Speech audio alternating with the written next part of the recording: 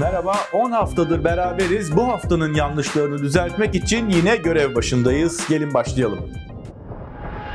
Black Friday meselesi başından beri çok tartışmalı bir konu. Önce Kara Cuma diye Türkçe'ye çevrilen bu indirimli alışveriş gününün adına itiraz edenler oldu. Mübarek Cuma'ya niye Kara Cuma diyorsunuz diye adını değiştirmeye zorladılar. Evet, onların Black Friday varsa bizim de Cuma'mız var. Hayırlı Cuma kampanyamız başladı. İddiaya göre Black Friday, Şükran Günü'nden sonraki Cuma günü pazarda indirimli köle satılması geleneğinden kaynaklanıyormuş. Konu sosyal medyada da epey dolandı ve bize de ihbar olarak gönderildi. Örneğin Sabah yazarı Şeref Oğuz'un Twitter hesabından yaptığı paylaşım 2000 civarı retweet aldı. Konu Facebook'ta da WhatsApp gruplarında da epey dolandı durdu. Doğru olan kısım şu: Black Friday, Şükran Günü'nün ardından gelen ilk Cuma gününün adı. Noel alışverişi sezonunun ilk günü olarak kabul ediliyor. İddiadaki geri kalan bilgilerin tamamı ise yanlış. Bir kere bu görsel Afrikalı köleleri değil, Avustralya'daki aborjin mahkumları gösteriyor. Tersine görsel arama yöntemiyle bakıldığında fotoğrafın konuyla ilgili bir kitabın kapağında kullanıldığı görülebiliyor. İlk olarak 18 Şubat 1905'te haftalık Batı Avustralya gazetesi Western Mail'de yayınlanmış. Black Friday ifadesinin ilk ortaya çıkışı ise 1950'lerde yoğun alışverişin yarattığı araç trafiği ve kargaşayla uğraşmak zorunda kalan Philadelphia polisi tarafından kullanılmış. 1961 yılında da gazeteler bu ifadeye yer vermeye başlamış. Amerika'da köleliğin yasaklanma tarihi 1865. Dolayısıyla Black Friday isminin ortaya çıkışıyla aralarında neredeyse 85 yıl var. İddia yanlış bilginin en yaygın türlerinden çarpıtmaya giriyor. Haftanın en çok ses getiren yayınıyla devam edelim. Konumuz CNN Türk'ün termik santrallerle ilgili yayınladığı istatistikler. Önce konunun başını özetleyelim. Cumhurbaşkanı Erdoğan 20 Kasım'da termik santrallerin havayı daha fazla kirletmesine kesinlikle izin verilmeyeceğini ve bacalarına filtre takılması sürecini takip edeceğini söyledi. Erdoğan'ın açıklamasından 2 gün sonra mecliste görüşülen torba kanunda filtre takılması için santrallere 2,5 yıl daha süre tanınması teklifi kabul edildi. Kamuoyundan ve çevre örgütlerinden yoğun tepki geldi. Cumhurbaşkanı da kanunu veto yetkisini kullanarak yeniden görüşülmek üzere meclise gönderdi. Şimdi termik santraller 31 Aralık 2019'a kadar filtrelerini takmak zorunda. Düzenleme meclisten geçtikten sonra medya konuyu farklı biçimlerde ele aldı. CNN Türk'te yayınlanan bir haber programında da santrallere filtre takılması ile ilgili bazı istatistikler verildi. Şimdi filtrelerini takmayanlar ciddi 20 kat daha fazla ceza alacak ama 10-12 günlük bir araya ihtiyaçları var. Bir bakalım mı? 10-12 günlük ara ne demek? Yayında Yatağan Termik Santrali'nin kapasitesinin 630 megawatt saat olduğu ve santralin 2,7 milyar kilowatt saat üretim yaptığı anlatıldı. CNN Türk'e göre bu üretim 850 bin kişiye ve 888 bin konuta sağlanan enerjiye eşdeğer. Sonrasında da bu santrale filtre takılması için verilecek 10-12 günlük aranın yaratacağı maliyete ilişkin rakamlar paylaşıldı. Santralin 10 gün durması demek. 35 bin konut, 32 bin kişi enerjisiz kalacak demek. 12 bin metro seferinin iptal edilecek, 8900 makinede çalışamayacak. Rakamları inceledik. Verilerin bazıları doğru, bazıları düşük, bazıları ise daha yüksek verilmiş. Ama bu haberi asıl inceleme nedenimiz bunlar değil. Rakamlardan önce şöyle bir konu var ki çıkış noktası hatalı. Filtre takılmasını ertelemeyi haklı göstermek için santrallerin devre dışı kalacağı 10-12 günlük süreçte kesinti yaşanacağı, santrallerin hepsinin aynı anda kapatılacağı gibi varsayımlardan yola çıkılmış. Türkiye'nin 2019 yılı için ortalama üretim kapasitesi 466 bin megawatt saat. Fiili üretimse 317 bin. Yani kapasitenin %68'i kadar üretim yapılıyor. Bu da bize yetiyor. Türkiye'de mevcut santrallerin toplam kapasitesi ihtiyacın üzerinde. Yani elektrikte arz fazlası var. Enerji ve Tabii Kaynaklar Bakanı Fatih Dönmez de bu arz fazlasının elektrik ihracatına olanak verdiğini söylemişti. Bazı santraller çalıştırılmasa bile herhangi bir elektrik kesintisi olmuyor. Elektrik İdaresi'nin verileri incelendiğinde ithal kömür santralleri ve yenilenebilir kaynaklara dayalı santrallerin yüksek, doğalgaz santrallerinin ise düşük kapasiteyle çalıştırıldığı görülüyor. Uzmanlara göre santrallerin kapatılması sonucu oluşacak üretim açığı doğalgaz santrallerinin ilave üretim üretimiyle rahatlıkla kapatılabilir. Makine Mühendisleri Odası Enerji Çalışma Grubu üyesi Orhan Aytaç'a konuyu danıştık. Aytaç, elektrik idaresinin verilerine göre doğalgaz santrallerinin sadece 1/4 kapasitede üretim yaptığını, %20'lik bir kapasite artışıyla doğacak açığın rahatça kapatılabileceğini belirtti. Makine Mühendisleri Odası Çalışma Grubu Başkanı da daha önce aynı şeyi söylemişti. Özetle burada santrallerin bir süre durdurulmasının elektrik kesintilerine yol açacağı öne sürülerek bağlamından koparma örneği yaşanmış. Bu haberin dayanması gereken ayaklardan biri olan insan sağlığı ve doğanın korunması konuları ise hızlıca geçilmiş. O konuda teyit edilecek bir şey yok. Onu izleyiciye havale ediyoruz.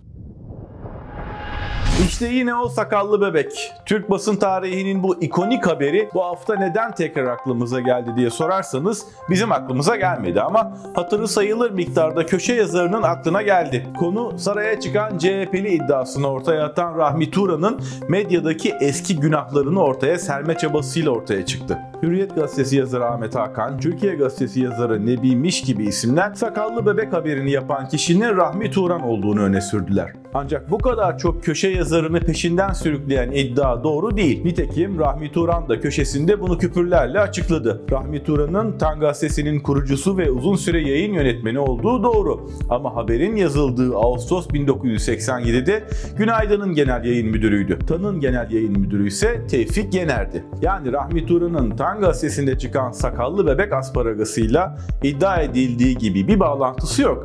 Ama başka asparagaslarla olduğunu biliyoruz.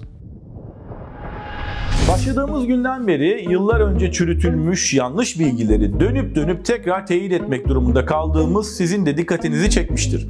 Neden? Çünkü bir yalanı sık sık tekrarlarsanız gerçek olur sözü çağımızın ruhunu mükemmelen yansıtıyor ve bizim de iş yükümüzü artırıyor. Bu söz genellikle Nazi Joseph Goebbels'e atfedilen bir propaganda yasasıdır. Etrafınıza bakarsanız reklam verenlerden politikacılara kadar herkesin insan psikolojisinin bu zaafından yararlandığını düşünmeye başlayabilirsiniz. Gerçeklerin önemli olduğu ve önemli olması gerektiği bir dünyada yaşıyoruz. Eğer doğru olup olmadığını kontrol etmeye tenezzül etmediğiniz şeyleri tekrar ederseniz yalanların ve doğruların karıştırılmasının daha kolay olduğu bir dünyada sizin de payınız olur. Onun için repost etmeden önce düşünün. Konya'daki 24 Kasım Öğretmenler Günü etkinliği sırasında Vali Orhan Toprak izleyicilerden birinin oturuşundan rahatsız olmuş ve şöyle demişti. Sen öğretmen misin birader? Öğretmen gibi otur da bir görelim ya. Vali Toprak'ın oturuşunu eleştirdiği kişinin yerel bir gazetede çalışan muhabir olduğu ortaya çıkmış. Olayın ertesi günü valilikten yapılan açıklamada şahıstan ve öğretmenlerden özür dilenmişti. Muhabir de valiye gidip oturuşu için özür dilediğini söylemişti. Herkes birbirinden özür dilerken Twitter'da 27 Kasım'da paylaşılan bir iddia Vali Orhan Toprak'a hedef aldı. İddiaya göre Toprak'ın iki oğlundan birinin adı Fethullah, diğerinin adı ise Gülen'di. Tweet şimdiye kadar 2000'e yakın retweet ve yaklaşık 6000'in üzerinde beğeni aldı. İddia doğru değil. Bir kere Toprak'ın 2 oğlu değil 2 kızı var. İsimlerinin de malum şahısla hiçbir ilgisi yok. Bu bilgiye Konya Valiliği'nin sitesinden rahatlıkla ulaşılabiliyor.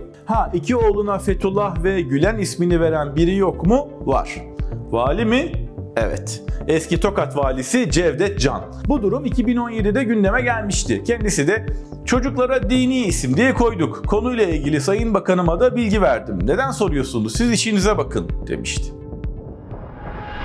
Beslenme trendleri neredeyse döviz kurları kadar hızlı değişiyor. Aslında herkesin niyeti iyi. Yediğimize içtiğimize dikkat etmek istiyoruz ama iyi niyetimiz ortalıkta tonla yalan yanlış beslenme bilgisi dolaşmasını engellemiyor. Mesela bu hafta sosyal medyada paylaşılan bir gönderide aloe vera bitkisinin kan grubu 0 olanlara zehir etkisi yaptığı iddia ediliyordu. 30 Kasım'da Facebook'ta paylaşılan iddia yaklaşık 81.000 paylaşım aldı. İddianın bir de kaynağı var gibi görünüyor. 1996'da yayınlanmış olan Peter J. D'Adamo'nun Kan Grubunuza Göre Beslenme kitabı. Kitapta yer alan kan gruplarının uzak durması gereken besin maddeleri ve tıbbi ürünler listesine göre kabızlık problemi yaşayan 0 kan grubundan kişiler aloe vera kullanımından kaçınmalılar. Böyle bir şey olabilir mi diyerek biyomedikal veri tabanı PubMed'i taradık. Karşımıza aloe vera'nın zehirliliği ve olumsuz klinik etkileri hakkında yalnızca bir adet bilimsel araştırma çıktı. Burada da kan grupları ile ilgili bir şey söylenmiyor. Konu muhtemel alerjik etkiler. Dünya Sağlık Örgütü'nde de bir arama yaptık. Kan grupları ve zehirlenme anahtar kelimelerini beslenme başlığı altında arattığımızda karşımıza anlamlı bir sonuç çıkmadı. Daha da kaynak lazım derseniz Healthline ve BBC Science Focus gibi internet sitelerinde farklı besinlerin kan türlerinde farklı tepki verdiğine dair hiçbir kanıt olmadığını vurgulayan yazılar bulunuyor. Kısacası rahatlıkla söyleyebiliriz ki belirli kan gruplarıyla besin alışkanlıkları ve zehirlenme arasında bir bağ olduğu kanıtlanmış değil. İddia hatalı bilginin 7 türünden uydurmaya örnek. Tıptan devam edelim. Sosyal medyada yaygınlaşmaya devam eden bir videoya göre beyin ölümü gerçekleşen hastaların hayata dönme şansları aslında %60. Bu durumdaki bir hastadan organ naklinin cinayet olacağını iddia eden videoda hastaların nakil sırasında acı çektikleri de öne sürülüyor. Bir göz atalım. Seine Niere, seine Leber oder was auch immer rauszureißen. Das Untersuchungen zeigen, 60% der sogenannten Hirntoten. Organ nakli sırasında hastaların acıyı hissettiği ve beyin ölümü gerçekleşen hastaların hayata dönme şansının %60 olduğu bilgisi yanlış. Bu ne tıbben ne de hukuken mümkün. Tersine görsel arama yaptığımızda videonun kaynağına erişebiliyoruz. Kaynak Almanya'da aşırı sağ görüşler ve komplo teorileri yayınlayan bir aylık dergi olan Compact. Dergi 2013 Ocak sayısında organ nakli konusunu işlemiş. İçeriğin tanıtımı için bir de video hazırlanmış. Videoda konuşan kişi bilim insanı değil, gazeteci. Üzerine Türkçe çeviri eklenen videonun orijinali bu. Videoda da dergideki haberde de bilimsel kaynaklardan ziyade komplo teorilerine ve gerçek olduğu bilinip bilinmeyen anekdotlara referans veriliyor. Organ nakli sırasında hastaların tepki vermesinden korkulduğu için bağlandıkları, nakilden sonra yüzlerinde acı çektiklerini gösteren ifadelere rastlandığı gibi iddialara yer verilmiş. Buna tanıklık eden kim? Bilmiyoruz. Çünkü herhangi bir kaynak gösterilmemiş. Konuyu iyice netleştirmek için beyin ölümü kavramına bir bakalım. Kavram 1950'li yıllarda Fransız nörologlarca geliştirildi. Geliştirilmesinin nedeni de canlı bir bedenden organ nakledilmesinin koşullarını yaratmak değil. Bu tarihten önceki yaşam destek teknolojileri zayıftı ve zaten böyle bir tanıma ihtiyaç yoktu. Hasta beyin fonksiyonlarını kaybettiğinde kısa bir süre sonra yaşama da veda ediyordu. Destek teknolojisindeki gelişmelerle birlikte yaşamla ölüm arasında farkın tıbben ortaya konması gerekti. Organ nakli iki şekilde yapılabiliyor. Canlılardan veya beyin ölümü gerçekleşmiş kişilerden. Örneğin böbrek, karaciğer ve akciğer nakilleri canlı donörlerden yapılabiliyor. Kadavradan organ nakli ise doğal olarak tıbben ölü olanlardan yapılabiliyor. Beyin ölümü bir hastanın tüm beyin fonksiyonlarının geri dönüşsüz olarak yitirilmesi demek. Bitkisel hayat ya da derin komada da olsa yaşama şansı olan bir insandan organ nakli yapılabilmesi kanunen mümkün değil. Yani beyin ölümüyle bitkisel hayat arasındaki temel fark geri döndürülemezlik. Özetleyecek olursak videoda dile getirilen beyin ölümü gerçekleşen hastaların %60'ının hayata dönebilecekleri iddiası bilimsel olarak yanlış. Beyin ölümü gerçekleşen kişiler organ nakli sırasında herhangi bir acı da hissetmiyor. Videonun kategorisi sizin de tahmin edebileceğiniz gibi uydurma. Kedimiz olmadan asla. Haftanın kedi haberiyle kapatalım. Twitter'da popüler kedi içerikleriyle ünlü bir kullanıcı tarafından paylaşılan gönderide Tokat girişinde şu tabelanın asılı olduğu iddia edildi. İleti içinde kedi de olunca aldı başını yürüdü. Ancak üzülerek söylüyoruz ki bu tabela fotoğrafı Tokat'ta çekilmedi. Görsel üzerine isteyen istediğini yazsın diye üretilmiş bir billboard görüntüsüne bu yazı yerleştirilerek oluşturulmuş. Bu görsele daha sonra Neon Sezer isimli bir Instagram kullanıcısı iddiadaki metni yerleştirmiş. Görsele imzasını da bırakmış. İddia konusu tweet'in çoğunlukla parodi içerikler üreten sahibi ise görseli alıntılarken bu imzayı kaldırmış ve fotoğrafın Tokat'ta çekildiğini öne sürmüş. Bu arada kullanılan metin de orijinal değil. Metnin İngilizcesi tüketim ürünlerinin üzerinde sıkça kullanılan popüler bir kalıp. Olsun, Türkçe kullanımı bir yeniliktir diyebilirdik ama onu da diyemiyoruz. Bu haftalık bu kadar. Siz kimseyi yemeyin. Sahte haberleri de yememeye çalışın. Haftaya görüşürüz.